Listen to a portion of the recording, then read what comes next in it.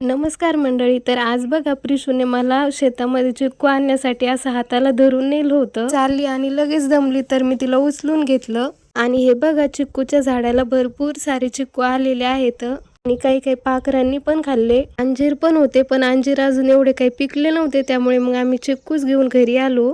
घरी आल्यानंतर लागले मग मी रात्रीच्या स्वयंपाकाला. तर आज मस्त वरण बट्ट्या बनवायच्या होत्या, तर बट्ट्या मला आज भाजून बनवायच्या होत्या. तर मग त्याचंच पीठ मळायला घेतलं मी अगोदर, कारण मग बाकीचं काम आवरेपर्यंत पीठ भिजल म्हटलं. ह्या भाजून बट्ट्या पण खूप छान लागतात. याची पण पूर्ण रेसिपी आपल्या चॅनलवरती आहे, बघितली नसेल तर एकदा नक्की जाऊन बघा.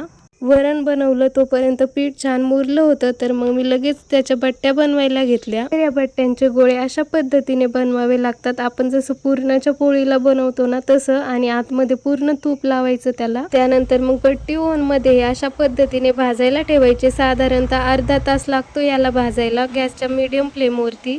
जेवायला थोडासा वेळ बाकी होता, तर मग मी तोपर्यंत काही कपडे प्रेस करून घेतले. त्यानंतर आम्ही सगळ्यांनी जेवण केलं आणि रात्रीच्या 2 वाजता बघा प्रिशूचं अचानक पोट दुखायला लागलं होतं. तर रात्रीच्या 2 वाजता आम्ही प्रिशूला हॉस्पिटलमध्ये घेऊन आलो होतो. तर डॉक्टरने तिला काही औषध दिले. तर चला आजचा व्लॉग इथेच भेटूया नेक्स्ट व्लॉग मध्ये. तोपर्यंत बाय.